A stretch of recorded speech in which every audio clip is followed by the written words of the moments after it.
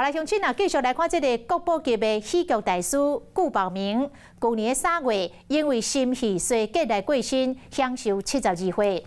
即摆顾宝明的查囝甲伊第3任的太太，因为9千万的遗产咧起诉告。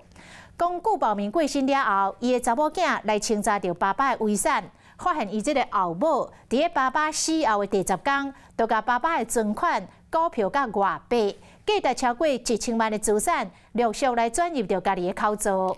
因为这个后母坚持讲，财产是夫妻共有。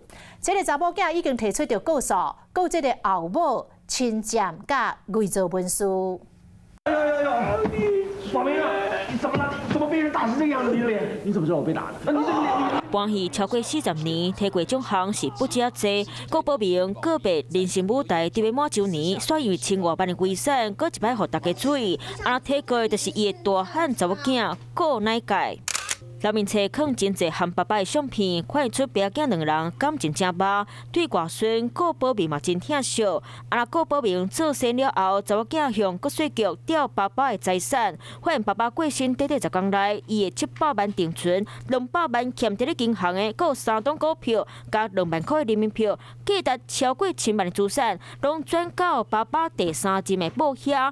后母坚持财产是因翁仔某2个人的，查某囝伫咧去年10月份就请律师，甲后母个侵占和伪造文书的关系。目前呢，已经有为数不少的法院或地检署的案例哈。如果被继承人死亡之后呢，其中一个继承人擅自以被继承人的名义去动用遗产，很可能会构成侵占跟伪造文书哈。那如果继承人呢是配偶的话呢，比较正规的做法是先针对婚后财产的部分行使剩余财产分配请求权，然后再针对剩余的遗产呢跟其他继承人一起分配。遗产分无变，去媒体逼出来，讲来介敢若简单讲，案件已经进入司法，只是家内事无方便讲伤济。即摆已经告去法院，两边卖伫咧法庭争取继承人权利。